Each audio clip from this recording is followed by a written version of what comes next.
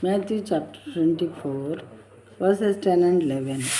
And then many will fall away and betray one another and hate one another. And many false prophets will arise and lead many astray. చూడండి 10-11.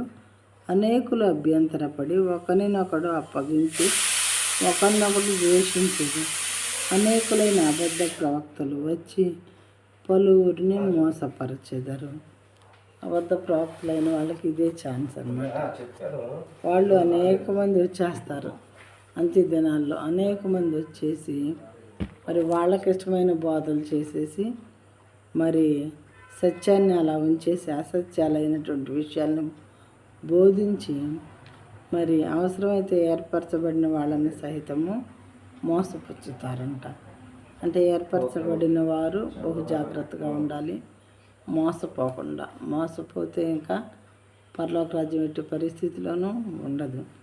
ఒకసారి దేవుడు వచ్చి ఆయన బిడ్డని తీసుకొని వెళ్ళిన తర్వాత కొంతమంది విడువబడినటువంటి వారు వాక్యం విందామని ఆశించినా కానీ వాళ్ళకి చెప్పేవాళ్ళు కరువైపోతారు. ప్రియమైన వారులారా, మరి వాక్యం దేవుడు మనకి వినేటటువంటి అవకాశం ఇచ్చినప్పుడే దాన్ని హృదయంలో పెట్టుకొని సిద్ధపడి వారంగా ఉండాలి.